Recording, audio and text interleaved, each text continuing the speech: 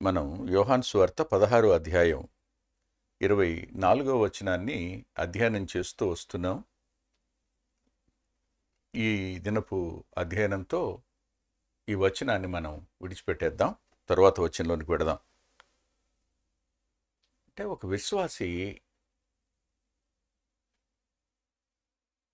సంతోషం పరిపూర్ణం అవ్వడానికి ఏమి అడగాలి? పరసంబంధమైన విషయాలు చాలా అడగొచ్చు. అంతేకాదు, భూసంబంధంగా కూడా అతడు శ్రేష్టమైన వాటి మీద మనసుంచటం ఎలాగో అడగొచ్చు. అతడు చేయకూడని వాటిని చేయకుండా ఉండడానికి కావలసిన శక్తి సామర్థ్యాలు అడగొచ్చు. చేయవలసినవి చేయడానికి కావలసిన ఆసక్తిని అడగొచ్చు. ఈ క్రమంలోనే మనం వరుసగా ప్రభువుని సంతోషపెట్టేటువంటి సందర్భాలు ఎలా ఉంటాయో ఉదాహరణగా 3 విషయాలు మనం గతంలో అధ్యయనం చేశాం. మనం మాట్లాడేటప్పుడు, మనం వినేటప్పుడు, మనం క్రియలు చేసేటప్పుడు మనం దేవుణ్ణి సంతోషపెట్టవచ్చు అని చెప్పుకున్నాం. ఇప్పుడు ఆఖరిగా ఎఫెసీ పత్రిక 5వ అధ్యాయంలో పౌలు గారు ఇలా అన్నారు. అది 15, 16 కలిసే ఉన్నాయి, కానీ అందులో ఉన్న మాట ఏమిటంటే, దినములు చెడ్డవి గనుక మీరు సమయమును పోనీయక సద్వినియోగము చేసుకొనుచు అజ్ఞానుల వలె కాక జ్ఞానుల వలె నడుచుకున్నట్లు జాగ్రత్తగా చూచుకొనుడి అన్నాడు. అంటూ ఇందు నిమిత్తము మీరు అవివేకులు కాక ప్రభు యొక్క చిత్తమేమిటో గ్రహించుకొనుడి అన్నాడు. ఏ వ్యక్తి తన సమయాన్ని దేవుని చిత్తం మేర గడుపుతుంటాడో అతడు వివేకి. సమయాన్ని సద్వినియోగం చేసుకుంటాడో అతడు ప్రభువుని సంతోషపెట్టేవాడుగా ఉంటాడు. ఉదాహరణకి ఇలా అంటాను.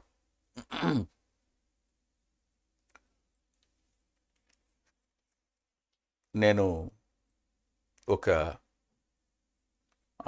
ఆర్థిక శాస్త్రాన్ని చదువుకున్న ఒక వ్యక్తిని అనుకోండి.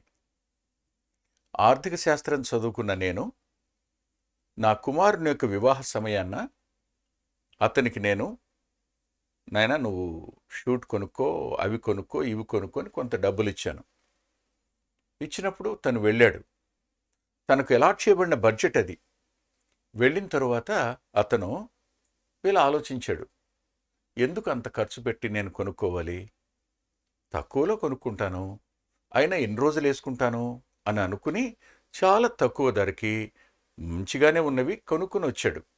వచ్చిన తర్వాత చూపించి బాగున్నాయనా అంటే బాగున్నాయి నాన్న అన్నాం అనుకోండి. అన్న తరువాత మీరు నాకు ఇంత డబ్బులు ఇచ్చారు కదా, ఇందులో ఇవి మిగిలైనానా అని ఇచ్చినప్పుడు ఒక ఆర్థిక శాస్త్రాన్ని చదువుకున్న వ్యక్తికి తన కుమారుడు ఆ ధనాన్ని దుబారా చేయలేదు, లేదు అతడు దాన్ని అత్యధికంగా వాడుకోలేదు, తన విలాసాలకి వాడలేదు అని అర్థమైనప్పుడు ఓ తండ్రి మనసు ఎలా అయితే సంతోషిస్తుందో ఆ డబ్బులు తీసుకుని ఉంచి, నాన్న నువ్వు దాంతో ఏం చేయాలనుకుంటావో నువ్వే చేయి అని అతని చేతికి తిరిగి అప్పగిస్తాం కదూ. సరిగ్గా భూమి మీద మనం యాత్రికులం, పరదేశులం. ఒకరోజు ఈ దేహాన్ని విడిచిపెట్టి వెళ్ళిపోవాలి. ఈ దేహం ఉన్నంత వరకే భూమి మీద మనం ఉంటాం. ఆత్మ దేహాలు విడిపోయిన తరువాత ఇంక మన ఉనికి భూమి మీద ఉండదు, మన నీడ గతించిపోతుంది. ఈ కాలంలో ఎప్పుడు ఏం జరుగుతుందో తెలీదు. ఇవాళ ఉన్న వ్యక్తి రేపు ఉంటాడనే నమ్మకం లేదు. ఇలాంటి సందర్భంలో అత్యంత విలువైంది ఏమిటి జీవితం అని మీరంటే, సండే స్కూల్ పిల్లల కోసం పాట రాయడం జరిగింది.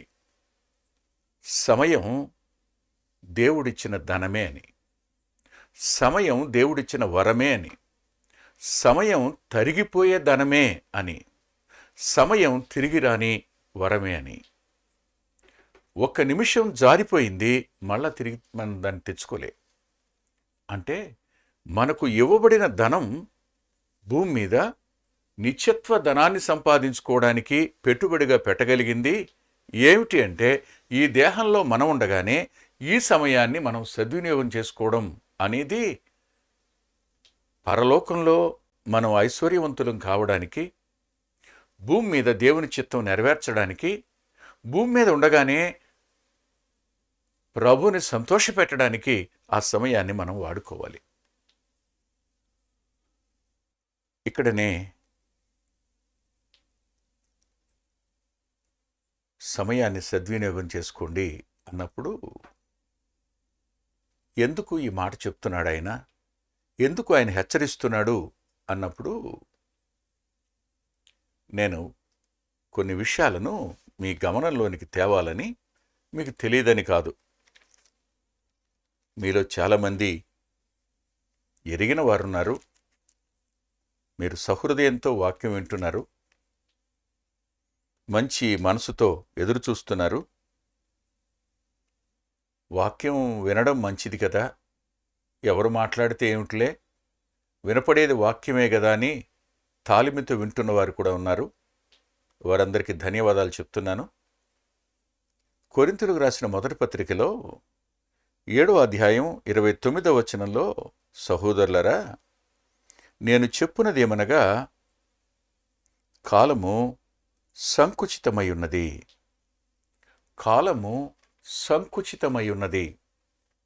ఇంగ్లీష్లో చాలా బాగుంటుంది. Time is short. Time is short. కాలం కొంచెమే ఉన్నది. కాలం కొంచెమే ఉంది. ఒక్క మాట 39వ కీర్తనలో భక్తుడైన దావీదు అంటాడు, నా దినములను నువ్వు బెతిరెంతగా చేశావు అంటాడు. అంటే కొంచెమే. ఆలోచిద్దాం, ఇంకెంతకాలం ఉంటాం భూమి మీద? చెప్పగలరా? తెలీదు మనకి. సమయం కొంచెమే ఉంది, నెంబర్ 1. నెంబర్ 2 చూడండి, మరో మాట కూడా చూద్దాం. యాకోబు గారు తన పత్రిక రాస్తూ ఆయన ఇలా అన్నారు, 4వ అధ్యాయంలో 14వ వచనం ఇలా అన్నారు, రేపేమి సంభవించునో మీకు తెలీదు. సమయం కొంచెమే ఉంది, రేపేం జరుగుద్దో నీకు తెలియదు. అంటే నీకున్న సమయం ఎంత? ఈరోజు రేపు ఉదయం వరకు నీకు ఇవ్వబడిన సమయం. ఈ సమయంలో ఉంటావో లేదో తెలియదు నీకు. రేపేం జరుగుద్దో తెలీదు, ఇంకాసేపటికి ఏం జరుగుద్దో కూడా తెలీదు. ఉన్న సమయాన్ని నీవు ఖచ్చితంగా సద్వినియోగం చేసుకోవాలి. ఇది మొదటి మాట. ఇక్కడనే సద్వినియోగం చేసుకోవాలి అన్నప్పుడు ఇంగ్లీష్లో రిడీమింగ్ ద టైమ్ అని ఉంటుంది. అంటే సమయాన్ని విమోచించుకో అని, సమయాన్ని విమోచించు అని. సమయాన్ని విమోచించటం అనే మాటకు మరొక అర్థం కూడా మూల భాషలో ఇవ్వబడింది. అదేమిటంటే, సమయం ఏదైనా ఒక వస్తువుని మనం తాకట్టు పెట్టి మళ్ళా విడిపించుకోవాలి అన్నప్పుడు కొనుక్కోవాలి కదా, దాన్ని డబ్బులు ఇచ్చిగా తెచ్చుకోవాలి. అంటే సమయాన్ని నీవు ధనమిచ్చి తిరిగి సంపాదించుకో, కొనుక్కో. బై ద టైం అనే పదం, కొను, సమయాన్ని కొను అనే పదం. విమోచించు, కొను అనే 2 అర్థాలు అందులో నాకు ధ్వనించినాయి. ఇలా అంటాను,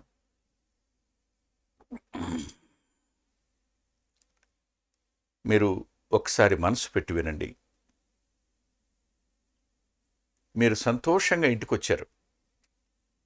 ఇంటికి రాగానే మీ భార్య, నువ్వు కూర్చోగానే చాలా నవ్వుతూ ఉన్నావు.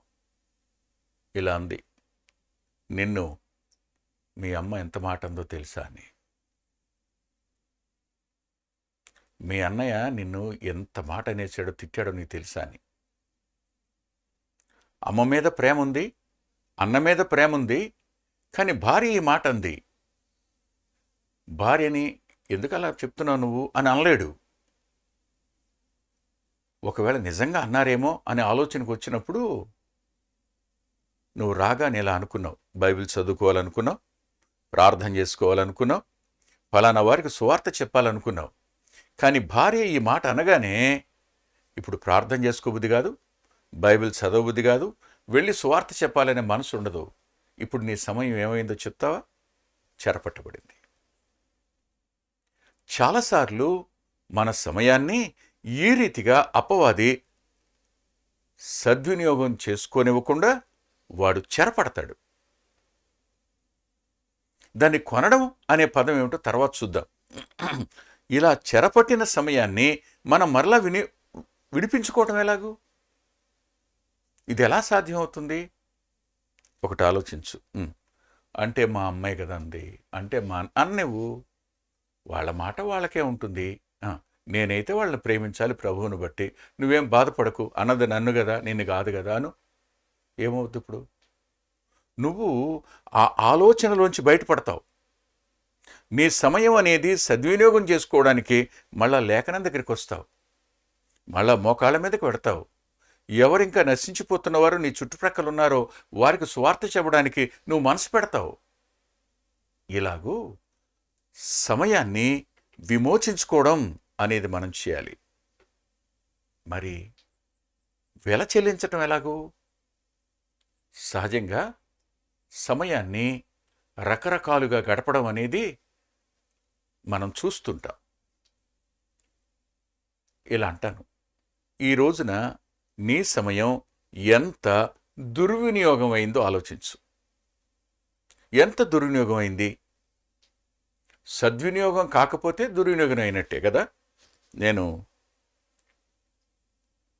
ఒక భక్తుని జీవితంలో ఒక మాట చదివాను. ఆయన అన్న మాట చాలా గొప్ప మాట, చాలామంది దేవుని పిల్లల్ని ప్రభావితం చేసిన మాట. ఆయన అన్న మాట ఏమిటంటే, బైబిల్ చదువుతూ అన్నా ఉండు, ప్రార్థిస్తూ అన్నా ఉండు, ప్రభువుని గురించి ఇతరులతో మాట్లాడుతున్నా ఉండు, లేదు అంటే నీ నీ అనుదిన పనులు చేసుకుని నువ్వు ఆ పనుల్లోనన్నా నిర్విరామంగా ఉండు. ఇవన్నీ కాకపోతే నీ సమయంలో నువ్వు నిద్రపోతున్న ఉండు, కానీ సమయాన్ని నీవు నిరుపయోగంగా సోమరితరంగా గడపొద్దు అన్నాడు. ఈ మాటలు చాలామంది భక్తుల జీవితాలని ప్రభావితం చేసినాయి. అందుకనే వారు తెల్లవారుజామున 4 గంటలకే లేవడం, 4 నుంచి 6 వరకు ప్రభుత్వ సమయాన్ని గడపడం, 6 నుంచి వాళ్ళు దేవుని కోసం ఏం చేయాలో వాటన్నిటిని ప్లాన్ చేసుకోవడం, కుటుంబంతో ఎంతసేపు గడపాలో అంతసేపు గడపడం, ఇవన్నీ కూడా వాళ్ళు సద్వినియోగం చేసుకోవడం కోసం వేసుకున్నటువంటి టైం టేబుల్ అది. అలా చేసుకుంటారు. సరే, ఇందాక నేను అడిగాను కదా, ఎంత సమయం మీరు దుర్వినియోగం చేస్తున్నారని. సెల్ ఫోన్తో ఎంత సమయం గడపాలి? మీరు ఎంత సమయం గడుపుతున్నారు? ఒకప్పుడు మన ఇంట్లో టెలిఫోన్ ఉండేది. ఎవరైనా ఫోన్ చేస్తే మాట్లాడేవాళ్ళం, లేదు మనం ఫోన్ చేసి మాట్లాడేవాళ్ళం.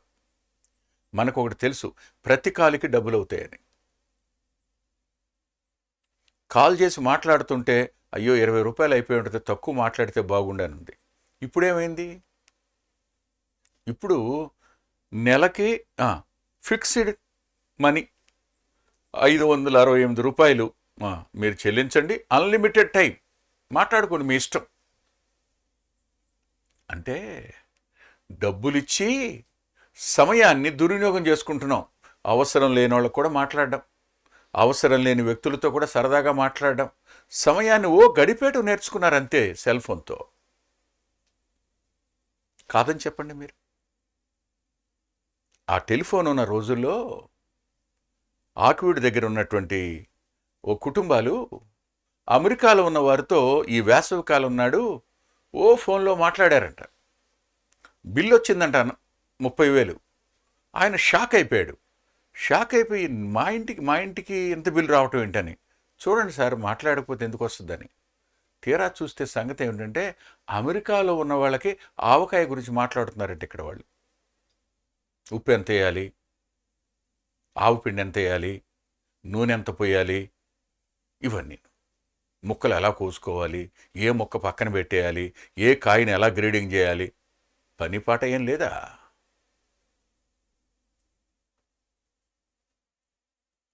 ఆడవాళ్ళు మాట్లాడడం ప్రారంభించారనుకోండి, అవర్స్ టుగెదర్ మాట్లాడుతూనే ఉంటారు. అందుకనే వాళ్ళ సంభాషణ సమయాన్ని దుర్వినియోగం చేసేదిగా మారిపోద్ది. ఒకటి. రెండు, మీరు ఎంత టైం ఎంటర్టైన్మెంట్ కోసం వాడుతున్నారు? ఆ నెట్ చూడడం, కార్టూన్ నెట్వర్క్ చూడడం, సీరియల్స్ చూడడం, WWF చూడడం, ఇవన్నీ చూస్తూ వెళ్ళినప్పుడు మీరు సమయాన్ని సద్వినియోగం చేసుకుంటున్నారా, దుర్వినియోగం చేసుకుంటున్నారా? కొత్త కొత్త విషయాలు, ఎవరు కనిపెడుతున్నారు, ఎవరు ఏం చేశారు, ఇదే పని ఇదే పని ఇదే పని. లోక వార్తల కోసం వెచ్చించే సమయం సద్వినియోగమా, దుర్వినియోగమా? కదూ. నువ్వు ఆ సమయాన్ని కొనుక్కోవాలి. కొనుక్కోవడం అంటే మూల్యం చెల్లించాలి. దానికోసం వాళ్ళు బాధపడతారు. బాధపడనివ్వు. నువ్వు వచ్చి చూస్తే భలే ఉండేదక్క, నువ్వు రాలేదు, వద్దులేరా నేను రాలేను, కొంచెం చదువుకుంటాను. మూల్యం చెల్లించు. అక్కడ వాళ్ళు కష్టపెట్టుకుంటారు, కష్టపెట్టుకున్నా పర్వాలేదు. నువ్వు అలాంటి సమయాన్ని అలాంటి వాటి కోసం అలాంటి వ్యక్తులతో గడపడం అనేది మానేయి. బాధ పెట్టుకోవచ్చు, వాళ్ళు నీతో సంబంధాలు తెంపేసుకోవచ్చు, వారు నీకు ఇవ్వవలసింది ఎగ్గొట్టవచ్చు, వారు నీకు మేలు చేసేటప్పుడు మేలు చేయకుండా చేతిని బిగబట్టవచ్చు. ఆ రీతిగా నువ్వు మూల్యం చెల్లించి ఆ సమయాన్ని సద్వినియోగం చేసుకోవాల్సిన అవసరం ఉంది. ఇది దేవుని చిత్తం. అంతేకాదు, మరో మాట మీకు లేఖనంలోని చూపించాలి. అదేమిటంటే ఈ ఎఫ్సి పత్రిక 5వ అధ్యాయంలోనే 15వ వచనంలో దినములు చెడ్డవి గనుక అన్నాడు. డేస్ ఆర్ ఈవిల్ అనే పదం. Days are evil.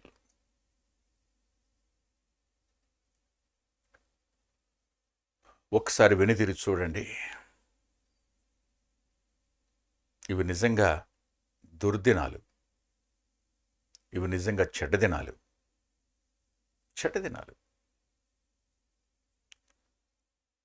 నన్ను ఎవరైనా అడుగుతారేమో, మరి సమస్తం సమకూడి మంచి కొరకే జరుగుతుందంటున్నారు కదా, ఈ చెడ్డదినాల్లో ఏం మంచి ఉందో చెప్పండి అని. నేను ఒక మాట చెప్తాను. ఇప్పటి వరకు ప్రాస్పరిటీ గాస్పల్ బోధించిన వాళ్ళు ఈ సమయంలో బోధించగలరా? వాళ్ళ వల్ల కాదు. ఏది సువార్త కాదో సత్య సువార్తను చెరపడం కోసం వాళ్ళు ప్రాస్పరిటీ గాస్పల్ని ప్రీచ్ చేశారు. కానీ కరోనా వచ్చి ఆ ప్రాస్పరిటీ గాస్పల్కి చెక్ పెట్టింది. ఇప్పుడు ఎవడు నోరు తెరిచి రండి స్వస్థపరుస్తామని చెప్పలేరు. వాళ్ళు ప్రభు స్వస్థపరుస్తాడనే ఆలోచన కాదుగా, మేం స్వస్థపరుస్తామనేటువంటి ఆడంబరాలు కదా, గొప్ప స్వస్థవరం కలిగిన దైవజనులను కదా చెప్పుకున్నారు. కలిసి వస్తుంది రండి, ఏమవ్వదు రండి, ఇవి బోధలు కదా. ప్రాస్పెరిటీ గాస్పల్కి దేవుడు చెక్ చెప్పాడు. పాపిని రక్షించటం కోసం ఆయన వచ్చాడు. కానీ అది పోయింది. రండి మీరు ఐశ్వర్యవంతులవుతారనే బోధని చెక్ చెప్పడానికి ఈ సమయం కూడా ఉపయోగపడింది. దానికి దేవునికి నిండు వందనాలు తెలియజేస్తున్నాను. ఇక్కడికి వద్దాం. దినములు చెడ్డవి అంటున్నాం అంటే మనుషులు స్వార్థప్రియులై అమ్మా నాన్నల్ని కూడా చూడని మనస్తత్వం కలిగిన వారై, అవసరమైతే అమ్మా నాన్నల్ని చంపాలనే ఆలోచన కలిగిన వాళ్ళై, వాళ్ళని విడిపించుకోవాలి, వదిలించుకోవాలి అనే తలంపులు కలిగిన పిల్లలున్న సమయం ఇది. దుర్దినాలు కాదా? భార్యా పిల్లలు లేకపోతే ఎంత బాగుండునో అనుకుని వాళ్ళని అనాథలుగా విడిచిపెట్టి తన బ్రతుకు తాను చూసుకుంటున్నటువంటి భర్తలు ఉన్న దినాలు దుర్దినాలు కాదా? ఎదటివాడు సర్వనాశనం అయిపోయినా మేం బాగుండాలి అనుకునే దుర్దినాలు కాదా? ఇలాంటి దుర్దినాల మధ్యలో నువ్వు ఇప్పటికే చాలా సమయాన్ని దుర్వినియోగం చేసుకున్నావు. అందుకనే పేతురు గారు మాట్లాడుతూ మొదటి పత్రికలో ఆయన 4వ అధ్యాయం 3వ వచనంలో ఒక మాట అన్నాడు. ఆయన ఏమన్నాడంటే, అన్యజనుల ఇష్టము నెరవేర్చుచుండుటకు గతించిన కాలమే చాలును.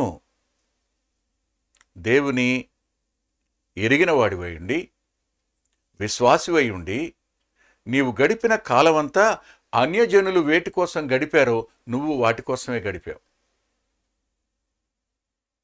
దేవుని ఎరుగిన వారు ఎలా బతికారో నువ్వు అలాగే బ్రతికావు. ఏం తేడా లేదు. గతించిన కాలం చాలు, ఆగు ఒకసారి. ఈ కాలాన్ని నువ్వు సద్వినియోగం చేసుకోవటం ఎలాగూ ఆలోచించేయి. నా విషయంలో దేవుని చిత్తం ఏమిటి? దేవుడు అసలు నన్ను భూమి మీదకి ఎందుకు పంపాడు? నా దగ్గరికి సువార్త ఎందుకు తీసుకుని వచ్చాడు? నేను రక్షించబడ్డానా లేదా? ఒక వ్యక్తి తిరిగి జన్మించాడా? కాలాన్ని సద్వినియోగం చేసుకున్నవాడు అవుతాడు. తిరిగి జన్మించినవాడు ఆ సమయాన్ని పరలోకం కోసం వెచ్చించాడా? సమయాన్ని సద్వినియోగం పరుచుకున్నవాడు అవుతాడు. గతించిన కాలం చాలు. దుర్దినాలివి. నీ ఇష్టానుసారంగా గడపడానికి గతించిన కాలం చాలు.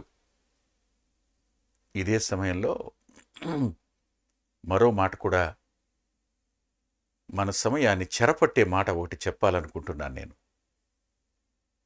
అదేమిటంటే, ప్రభు కొండ మీద ప్రసంగం చేస్తూ మత్తయి సువార్త 6వ అధ్యాయంలో ఆయన 34వ వచనంలో ఒక మాట అన్నారు. ఆయన ఏమన్నారంటే, రేపటిని గురించి చింతింపకుడి, రేపటి దినము దాని సంగతుల గురించి చిందించును, ఏనాటి కీడు ఆనాటికి చాలును. ఇలా అనుకుందాం. ఒక పిల్లాడు ఫోన్ చేశాడు, పెదనాన్న అనవసరంగా బీఫార్మసీ చదివానేమో, బీఫార్మసీకి లైఫ్ లేదు, రేపు దానికి భవిష్యత్తే లేదు, ఏం చేయాలో అర్థం కావట్లేదు పెదనాన్న అన్నాడు. రేపటి సంగతి వదిలిపెట్టినానా, ఇవాళ ఏం చేయాలో ఆలోచించు, అదే అర్థం కావట్లేదు పెదనాన్న. ఇవాళ కాంపిటేటివ్ ఎగ్జామ్కి ప్రిపేర్ అవ్వు. ఒక చదువుకునే వ్యక్తి చదువు పూర్తయిన తరువాత దీనికి విలువ లేదు, ఇది ఉపయోగపడదు అని రేపటిని గురించిన చింత ఇవాళ చేసే పనిని చేయనివ్వకుండా, ఇవాళ ప్రయత్నాన్ని ప్రక్కన పెట్టి చింతిస్తూ విచారిస్తూ నిరాశలో కృంగిపోయేటట్టుగా చేస్తాడు అపవాది. ఆ తలంపులు చేస్తాయి. అలాంటప్పుడు ఆయన అన్నారు, జాగ్రత్త, ఏనాటి కీడు ఆనాటికి చాలు. ఈ రోజు కోసం నువ్వు ఏం చేయగలవు అది చెయ్యి. ఇవాళ ఏం చేయాలనుకుంటున్నావు అది నమ్మకంగా చెయ్యి. స్పష్టంగా లేఖనం చెప్తున్న మాట, నీకు ఇవ్వబడిన సమయాన్ని నీ ఆత్మీయ క్షేమం కోసం, పరుల ఆత్మీయ క్షేమం కోసం, పరుల క్షేమం కోసం నువ్వు ఎలా ఖర్చు పెట్టగలవు అలా ఖర్చు పెట్టు. వాళ్ళకి మేలు చేయడానికి ఖర్చు పెట్టు. మేలు చేయడానికి ఖర్చు పెట్టు అన్న పదం మనకు లేఖనంలో స్పష్టంగా రాస్తుంది. ఎక్కడ అని మీరంటే చూడండి, గలతీ పత్రిక 6వ అధ్యాయం 10వ వచనం ఇలా రాస్తుంది, కాబట్టి మనకు సమయము దొరికిన కొలది అందరి ఎడలను, విశేషముగా విశ్వాస గృహమునకు చేరిన వారి ఎడలను మేలు చేయుదుము. అందరి ఎడల, మరి విశేషంగా విశ్వాస గృహానికి చేరిన వారి ఎడల మనం చేయగలిగిన మేలు చేద్దాం. ఇది మనకు అప్పగించబడిన పని. ఇది చేయాలి మనం. ఇలా చేసినప్పుడు మనం మన సమయాన్ని సద్వినియోగం చేసుకుంటాం. ప్రభు సంతోషిస్తాడు. మనకు ధనం ఇచ్చినందుకు సంతోషిస్తాడు, మనకు ఆరోగ్యం ఇచ్చినందుకు సంతోషిస్తాడు, మనకు వాహనం ఇచ్చినందుకు సంతోషిస్తాడు, మనకు సహకారులు ఇచ్చినందుకు సంతోషిస్తాడు, మన కోసం ప్రార్థించే వారిని ఇచ్చినందుకు సంతోషిస్తాడు, మనల్ని బలపరిచి కృపచొప్పున మన బలహీనతలో తన బలాన్ని పరిపూర్ణం చేస్తూ సంతోషిస్తాడు. ఆయన సమయాన్ని సద్వినియోగం చేసుకోవడం అనేది అత్యంత అవసరమైన సంగతి. ప్రభువుని సంతోషపెట్టడానికి ఏమని అడుగుదాం? ప్రభువా, నా దినాలను లెక్కించడం నాకు నేర్పు అని దావీదు భక్తుడు అడిగాడు. నీవిచ్చిన వయసుని దినాలను నీకోసం వెచ్చించడం నాకు నేర్పు. సమయాన్ని సద్వినియోగం చేసుకోవడం నాకు నేర్పయ్యా అని మనం ప్రభువుని అడగాలి. ఒకసారి నేను ప్రభు చూపించిన ఒక మాట వద్దకు మేము తీసుకుని వెడతాను. ఆ మాట భయాన్ని కలిగిస్తుంది. ఒకవేళ ఈ లాక్డౌన్ ఇలాగే కొనసాగించబడితే వేవ్ వెంట వేవ్ ఇలా ఈ కరోనా వస్తూనే ఉంటే ఈ కాలానికి ఏం పేరు పెట్టుకోవాలి?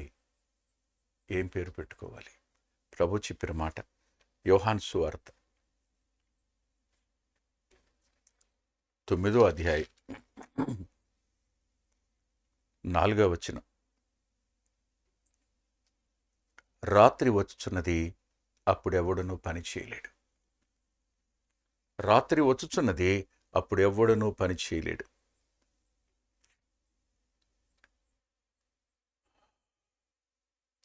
చాలా దేశాలలో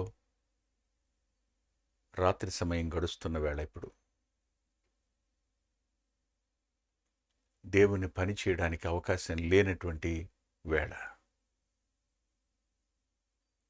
సువార్త ప్రకటించడానికి వీల్లేని వేళ, ఇది కాలం. ఇది చివరికి మన దేశంలో కూడా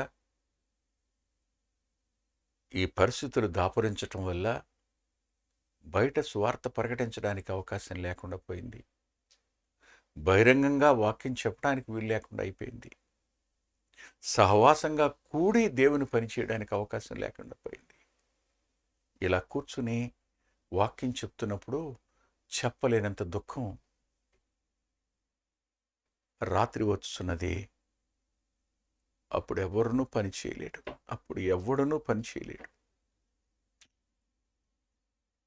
ఆ పని చేయలేని దుర్దినాల్లో మనం ఉన్నామేమో అనిపిస్తుంది నాకు. ఆయన పాదాలు పట్టుకుందా, దేవా, నీవు నాకిచ్చిన ఆయుష్ ఎంత ఉంటే అంత నీకోసం ఖర్చు చేయడానికి కృపనివ్వా నాయన. అభ్యర్థిద్దాం, కన్నీటితో ఆయన బ్రతిమాల్దాం. మరో మాట, ఒక్కసారి లోకం వంక చూడండి. లోకం ఏ స్థితిలో ఉందో ఒక్కసారి ఆలోచించండి.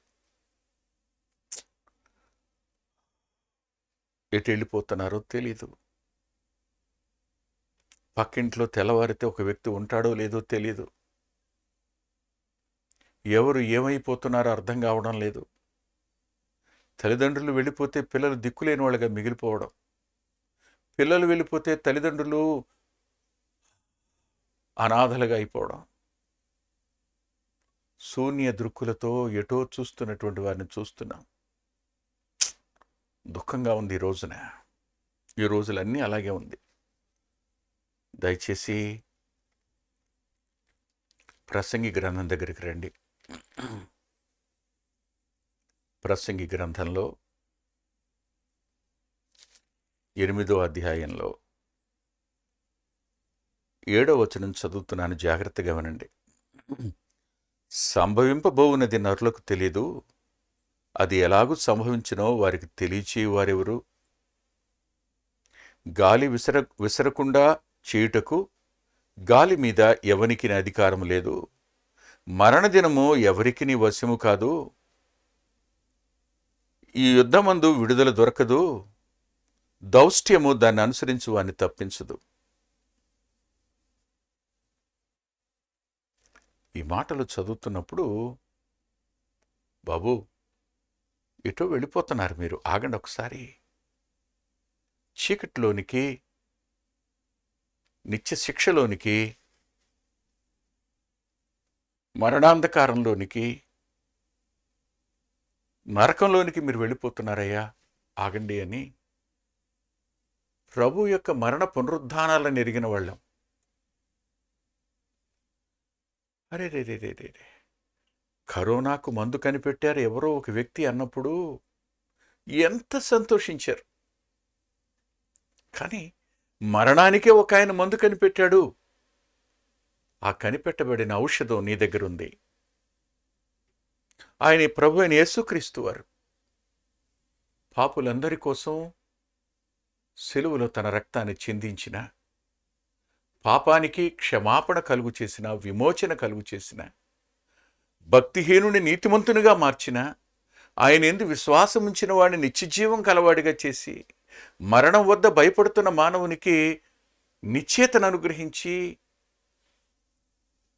మరణ భయం లేకుండా చేసి, నరకం నుండి తప్పించి పరలోకానికి చేర్చగలిగిన ఆ గొప్ప దివ్య ఔషధ వర్తమానం నీ దగ్గరుంది. నువ్వు చిన్నవాడివైనా చిన్నదానివైనా, వయసులో పెద్దవాడివైనా ఎరిగినవాడివైనా, దీనిని ఏం సంభవిస్తుందో వాళ్ళకి తెలియదే, వారు విడుదల పొందలేరే, వారు దౌష్ట్యాన్ని అనుసరిస్తున్నారే, వారు తప్పించబడడం అసాధ్యం కదా. ఇలాంటి సమయంలో పౌలు గారు ఒక మాట అన్నాడు కొలసీ పత్రిక రాస్తూ. ఏమన్నాడో చూడండి. కొలసీ పత్రిక 4వ అధ్యాయంలో 2 నుంచి 6 వచనాలు ఇలా ఉన్నాయి. ప్రార్థన యందు నిలకడగా ఉండి కృతజ్ఞత గలవారే దాని యందు మెలకువగా ఉండుడి. మరియు నేను బంధకముల్లో ఉంచబడుటకు కారణమైన క్రీస్తు మర్మమును గురించి నేను బోధించవలసిన విధముగానే ఆ మర్మమును వెల్లడించుటకు, వాక్యము చెప్పుటకు అనుకూలమైన సమయం దేవుడు దయచేయవలనని మా కొరకు ప్రార్థించండి. మా కొరకు ప్రార్థించండి. ఈ సమయంలో కూడా వాక్యానికి ప్రవేశ ద్వారం దొరకాలని మా కోసం ప్రార్థన చేయడని అడిగాడు పౌలు గారు. ఇది మన ప్రార్థన అయి ఉండాలి. అనేక మంది శ్రేష్టమైన భక్తులు దుఃఖపడుతున్న ఈ సమయాన్న వారికి ద్వారాలు తెరువు నాయనా, వాక్యానికి ప్రవేశ ద్వారం నువ్వు తెరువు నాయనా అని మనం విజ్ఞాపన చేయాలి. అంతేకాదు, మనం కూడా ఆ తెరవబడిన ద్వారాల్లో ప్రవేశించి సంఘం వెలుపలి వారికి దేవుని వాక్యాన్ని బోధించవలసిన అవసరత మనకుంది. అప్పుడు మనం మన సమయాన్ని సద్వినియోగం చేసుకున్న వాళ్ళం అవుతాం.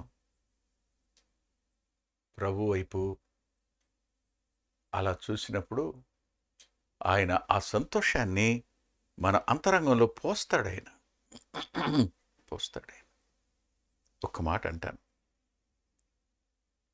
ఓ వ్యక్తి సువార్త వాక్యం విన్నాడు. విని, అన్నా ఆ రోజు మీరు మా కొరకే వచ్చారన్నా మా ఊరు అన్నాడు. బా, ఎంత సంతోషం. ఇంకొక వ్యక్తి ఇలా అన్నాడు. అన్నా, నేను నా భార్య ఎడముఖం పెడముఖంగా ఉన్నాం, విడిపోయిన వాళ్ళంగా ఉన్నాం. కానీ ఆ రోజు మీరు వాక్యం చెప్తే ఇలా అన్నారన్నా, ఇనుమును కాల్చి అతకొచ్చు కానీ మనసు విరిగితే అతకలేమనే లోకం చెప్పింది. కానీ మనసును కూడా అతికించగలిగిన వాడు దేవుడని, ప్రేమ అతుకుతుందని మీరు కొలసీ పత్రిక 2వ అధ్యాయం చెప్తూ చెప్పారన్నా. నేను సిగ్గుపడి వెళ్ళి నా భార్యతో సమాధానపడ్డాను. మేమిద్దరం ఇప్పుడు మంచిగా ఉన్నాం అన్నప్పుడు ఎంత సంతోషం. మన సంతోషం ఎలా పరిపూర్ణ అవుతుంది. ఉప్పు వేసినట్లు మన సంభాషణ కృపాసహితంగానో, వినేవారికి మన సంభాషణ ఆశీర్వాదకరంగానో, చెప్పేవారి మాటల దగ్గర జాగరూకులమై మన క్రియలను మనం మంచిగా చేస్తూ, ఉత్తమమైన వాటి మీద మనసుంచి నమ్మకంగా మనం చేస్తూ సద్వినియోగం చేసుకోవడానికి ప్రభు తన కృపను మనకు అనుగ్రహించునుగాక. ప్రార్థన చేసుకుందాం. దయగలిగిన గొప్ప తండ్రి, కృపగలిగిన మా దేవ, కొద్ది మాటలు చెప్పడానికి నీ దాసునికి మీరిచ్చిన కృపా సమయం కొరకు రుణస్తుణ్ణి. విన్నవారిలో కూడా మీ ఆత్మ కార్యం జరిగించి సమయాన్ని సద్వినియోగం చేసుకోవడానికి కృపనిమ్మని, నశిస్తున్న ఆత్మల ఎడల భారాన్నివ్వండి. ప్రార్థించడానికి అవకాశం ఉన్నప్పుడు ద్వారం తెరవబడి స్వార్థ ప్రకటించడానికి సహాయపడమని, అనారోగ్యంగా ఉన్నవారిని ముట్టి బాగు చేయండి నాయన. స్వస్థపరచండి. గుంటూరులో సహోదరుడు జాన్సన్, తన భార్య ఇద్దరూ కూడా నీ పిలుపుని అందుకుని వచ్చేశారు. 2 మగపిల్లలు. దయచేసి వారిని ఆదరించండి, వారిని ధైర్యపరచండి. అదే రీతిగా ఈ కరోనా సమయంలో సేవకులు ఇబ్బంది పడుతున్నారు, ఆర్థికంగా ఇబ్బంది పడుతున్నారు, మానసికంగా ఇబ్బంది పడుతున్నారు, కుటుంబపరంగా ఇబ్బంది పడుతున్నారు.